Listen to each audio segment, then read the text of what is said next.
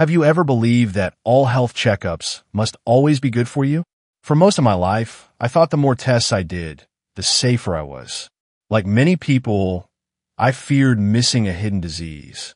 I believed following every recommended screening would protect me. But what if I told you that after age 70, some health checkups can actually do more harm than good? As we grow older, our bodies change, and so should the way we care for them. What worked for us at 50 might no longer be the best choice at 75. In this video, we'll explore 5 common medical screenings that might seem necessary, but can carry serious risks for older adults. I'll share real-life stories, personal experiences, and what modern science says about these tests. Stay with me until the end. You may find that the best path to good health sometimes means doing less, not more. Checkup 1. Colonoscopy trap. For decades, colonoscopy has been viewed as a life-saving screening tool. It's especially effective for people in their 50s and 60s because it helps detect polyps early, allowing doctors to remove them before they have the chance to develop into colon cancer. In younger adults, this test has proven to lower the risk of cancer and extend life expectancy. However, what many people don't realize is that as we enter our 70s and beyond, the risks of this procedure start to outweigh its benefits. A colonoscopy is not a simple checkup. It requires a rigorous bowel preparation process, which can cause severe dehydration and dangerous electrolyte imbalances in older adults. Additionally, seniors are far more sensitive to sedatives used during the procedure. As we age, our bodies metabolize drugs more slowly, making it easier for sedation to linger in the system. This can lead to post-procedure confusion, dizziness, and an increased risk of falls, a serious concern in this age group. Leading medical organizations are beginning to sound the alarm about this issue. According to the American Geriatric Society, routine colonoscopies should be reconsidered after age 75, particularly in patients without symptoms or family history of colon cancer. Similarly, the U.S. Preventive Services Task Force, USPSTF, recommends stopping routine colorectal cancer screenings around age 75, unless the individual is at significantly elevated risk. The reason? The time it typically takes for a polyp to develop into cancer is often longer than the remaining life expectancy of many older adults. In fact, a review published in JAMA emphasized that the potential complications of colonoscopies, such as bleeding, colon perforation, and adverse reactions to anesthesia, become increasingly likely as patients age. Let me tell you about George, an 82-year-old friend who is still active, mentally sharp, and living independently. His doctor, trying to follow routine guidelines, recommended a colonoscopy even though George had no digestive symptoms and had a clean screening history. George agreed, believing that more testing meant better protection. During the bowel prep, George became severely dehydrated, a problem that escalates quickly in older adults. After the procedure, still groggy from the sedative, George fell at home that evening and fractured his hip. That fall led to months of painful rehabilitation, medical expenses, and a significant decline in his quality of life. The result of the colonoscopy? No dangerous findings. George's experience changed how I look at these so-called routine screenings. Before 70, colonoscopies can save lives. But after 70, especially in healthy seniors without symptoms, I now believe the decision to undergo this procedure deserves careful thought. I no longer assume that following all recommended tests is automatically the safest path.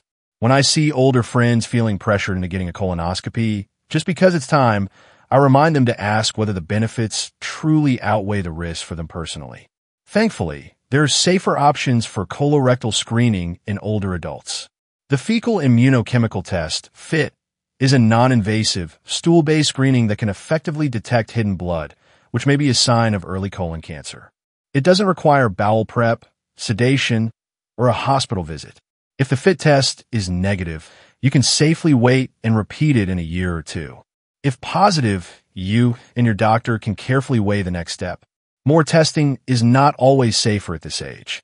Just because a procedure is available doesn't mean it's the right choice for you. Especially after 70, smart healthcare isn't about doing more. It's about doing what genuinely supports your well-being with the least risk. Sometimes, the bravest thing you can do is to say no when the cost of routine outweighs its real value. Checkup 2. Full body scans. Full body CT and MRI scans have become increasingly popular, often marketed as the ultimate way to catch diseases early. The idea sounds incredibly appealing. Imagine scanning your entire body to find hidden dangers before they become life-threatening. But this is where the illusion begins. Full body scans can detect the tiniest abnormalities, including those that are completely harmless and would never have caused a problem. These minor findings, often called incidentalomas, are surprisingly common, especially as we age. They can be tiny cysts, benign nodules, or minor tissue changes that have no clinical significance. However, once discovered, they rarely go ignored.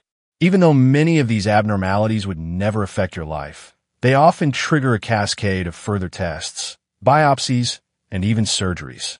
This leads us into the dangerous territory of overdiagnosis, identifying problems that don't need solving and treating conditions that never would have harmed us. The National Cancer Institute, NCI, has studied the phenomenon of overdiagnosis extensively. In older adults, incidental findings are particularly common and often lead to aggressive investigations.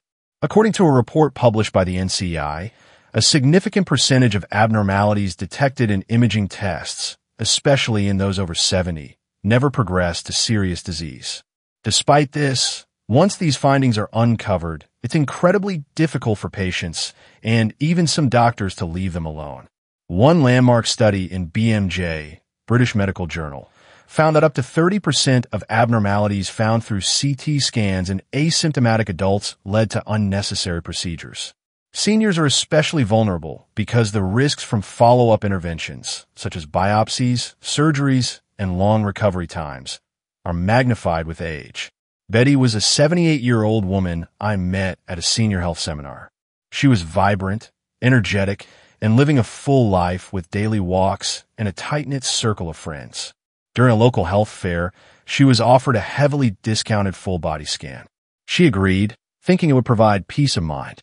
The scan revealed a tiny lesion on her kidney, so small it had never caused her any trouble and probably never would. But the word lesion terrified her. Within weeks, she was swept into a spiral of specialist appointments and underwent surgery to remove the lesion. The recovery was long and painful.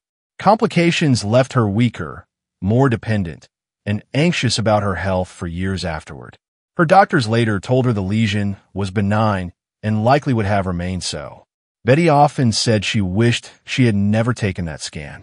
Her story is a painful reminder that sometimes our attempts to find everything can end up stealing more than they save. I once faced the same decision. At a community health fair, I was offered a discounted full-body scan. For a moment, I was tempted. After all, who doesn't want to be sure they're healthy? But I paused and thought about what I'd learned. At my age, a scan would almost certainly find something, a shadow, a cyst, a nodule, that would likely be meaningless but impossible to ignore. I realized that the next steps, possibly a biopsy, maybe even surgery, might cause more harm than the finding itself. I declined the scan, and I've never regretted it. What we often underestimate is the emotional toll of these incidental findings.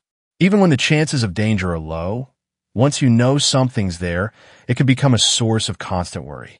The mental burden of waiting for results, the anxiety of follow-up appointments, and the stress of possibly facing treatments that you might not have needed, all of these rob us of peace in the present. Full-body scans rarely provide the peace of mind people expect. Instead, they open the door to medical uncertainty and the exhausting cycle of just-in-case medicine. Sometimes, not knowing is better for your health. Choosing not to chase every possible abnormality isn't careless, it's wise. Especially after 70, we need to weigh what brings us genuine protection and what simply adds unnecessary fear. In many cases, trusting your body, listening to your symptoms, and focusing on how you feel can be the safer, healthier path. Checkup 3. Routine cardiac stress tests. For years, cardiac stress tests were considered a must-have screening, especially for people entering their 60s and beyond. The logic sounds simple. Push your heart under controlled conditions to see if it can handle the strain. But for adults over 70, this logic often breaks down. Here's why. As we age, the heart and blood vessels naturally change. Arteries become stiffer, blood pressure fluctuates more, and minor blockages or changes in rhythm are often harmless signs of aging. But stress tests can't tell the difference between harmless age-related changes and actual disease. This leads to false positives, which can cause unnecessary panic and trigger a wave of invasive procedures. The American College of Cardiology, ACC, now cautions against routine stress testing in older adults without symptoms. Their updated guidelines recommend a symptom-driven approach because studies show that these tests rarely offer life-saving information in seniors who aren't showing warning signs like chest pain or shortness of breath. In fact, a 2019 report from the ACC specifically noted that routine stress tests in asymptomatic older adults do not reduce heart attacks or improve survival. What they do instead is often lead to unnecessary follow-up tests and risky interventions. George was a 74-year-old retired bus driver, active and symptom-free. His annual physical included a treadmill stress test, just to be safe. The test came back borderline, prompting a referral to a cardiologist. Within weeks, George underwent a cardiac catheterization and had a stent placed for a blockage that was not causing any problems. The real trouble came later. George developed an infection at the catheter site. He spent weeks in the hospital and months in rehab. His health and independence were never the same. The test, which was meant to protect him, led him into a medical spiral that could have been avoided. Seeing stories like George's has changed the way I view heart health after 70. I now strongly advocate for symptom-based care. If you feel chest discomfort, sudden fatigue, or breathlessness, by all means, seek immediate medical attention. But if you're feeling well, sleeping well, and staying active, the best care may be no test at all. Too often, routine screenings are driven by fear. Fear of missing something, fear of not doing enough. But fear is not a good healthcare strategy. Listening to your body is. Instead of chasing numbers and images, I now focus on heart-friendly habits. Daily walking to maintain circulation and heart strength. Balanced, low-inflammatory diet rich in fruits, vegetables, and healthy fats. Maintaining social connections, which numerous studies show improve heart health and reduce cardiac risk in seniors. These lifestyle choices are proven to support heart function without the dangers of invasive testing. Listen to your body, not just machines. Not every unusual result on a stress test means danger. In many cases, your daily energy levels, how you feel during movement, and your emotional well-being tell a much clearer story than a treadmill ever could. Checkup 4. Repeat colonoscopies without symptoms. Many people over 70 continue to get repeat colonoscopies every 5 years simply out of habit, even after multiple clean results. The common thought is better safe than sorry. But for seniors, this routine can bring more harm than benefit. Colon polyps, the small growths that colonoscopies are designed to find, often take 10 to 15 years to develop into dangerous cancer. If you've already had clean results at 50, 60, and even 70, the chance of a life-threatening polyp appearing and growing fast enough to cause trouble is extremely low. The U.S. Preventive Services Task Force, USPSTF, advises that routine colonoscopies for cancer screening are generally unnecessary after age 75, especially for those with a history of clean tests. The American Cancer Society also supports this guidance, noting that the time lag benefit of colonoscopies, meaning the time it takes for a test to prevent harm, is often longer than the years many seniors have left to be impacted by potential cancer. Simply put, the math no longer adds up in favor of routine screening when you reach your late 70s or 80s. Eileen was a retired school teacher who had done everything by the book. She had clean colonoscopies at 68 and 73. But at 78, her doctor suggested another one just to be safe. During the procedure, her colon was accidentally perforated, a rare but serious complication. She required emergency surgery, spent nearly a month in the hospital, and never fully recovered her strength. Eileen later said she wished she had known how small the benefit really was compared to the risk at her age. She felt trapped in a cycle of doing the right thing without realizing that sometimes the right thing is doing less. Stories like Eileen's made me rethink how I approach routine testing. I now carefully ask myself, will this test actually improve my quality of life? Or am I doing it out of habit and fear? I prioritize my independence, energy, and mental clarity over the small statistical chance of catching something that might not even become harmful in my lifetime. There are real symptoms that do warrant investigation, no matter your age. Blood in the stool, persistent abdominal pain, unexplained weight loss, changes in bowel habits lasting more than a few weeks. In these cases, you should absolutely follow up. But in the absence of symptoms, it's worth pausing before agreeing to another routine colonoscopy. Stop testing by habit. Test when your body gives you a reason. After 70, your goal should shift from chasing silent diseases to preserving the quality of your daily life. Being selective about which tests you pursue is not giving up. It's taking ownership of your health in the most thoughtful way. Checkup 5. Repeat cardiac stress tests.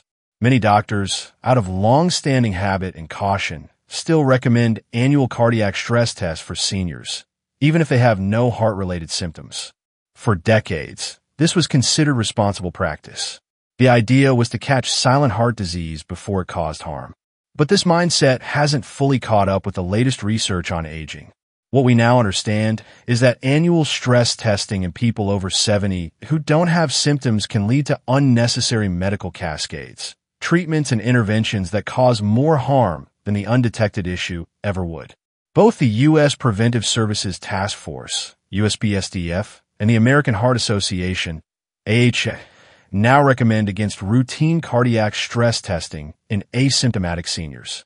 Studies have consistently shown that these tests do not reduce heart attacks or prolong life in healthy older adults.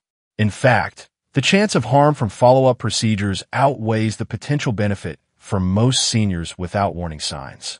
The updated guidelines stress a symptom-driven approach. If you're not experiencing chest pain, unexplained fatigue, or shortness of breath, the test is not necessary. Harold, a 76-year-old grandfather, went in for his yearly physical feeling fine. No chest pain, no trouble breathing, no fatigue. His doctor suggested a routine stress test just to check. The test showed a minor abnormality that led to a referral for a cardiac catheterization. The cardiologist found some mild, non-obstructive plaque but placed a stent anyway, thinking it was preventive. Following the procedure, Harold developed internal bleeding from the blood thinners prescribed to protect the stent. He spent weeks in the hospital and months recovering at home. His life became a cycle of follow-ups, medications, and fatigue, all from a test he didn't need. What Harold's story taught me is that the cost of unnecessary testing isn't just physical. It's emotional, financial, and deeply personal. Medical time is your time.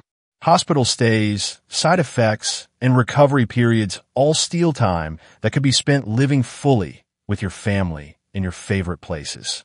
Now, I've come to believe that the best medicine at this stage of life is often the quiet, careful kind, the kind that respects your energy and values your peace of mind. Cardiac stress tests still have value, but only when you have symptoms.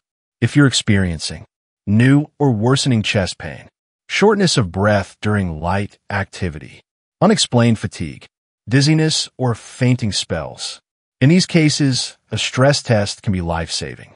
But without these signs, it's usually safer to focus on good heart health habits, daily walks, balanced nutrition, managing stress, staying socially engaged. These choices protect your heart without the risks of overtesting. The best protection is thoughtful observation, not aggressive testing. You are the expert on how you feel. Listen to your body, honor your well-being, and know that sometimes the bravest choice is to say no to a test that doesn't serve you. As we age, wise healthcare isn't about doing more. It's about doing what matters. The truth is, not every test, scan, or procedure automatically brings safety. Some bring risk, unnecessary worry, and a path of interventions that can rob us of the very things we want to protect. energy, independence, and joy. Choosing your care carefully is not negligence. It's wisdom. It's about understanding the trade-offs and asking, does this test truly improve my life, or is it just something I've always been told to do? You have every right to ask questions, to pause, and to say no. Your doctor should be your partner, not your commander. You're allowed to prioritize how you feel each day over what a piece of paper or a machine says. Quality of life is your most valuable asset. You've earned the right to protect it fiercely. For me, living fully means focusing on the basics. Movement, meaningful relationships, simple pleasures, and choosing care that honors my life, not just my medical chart.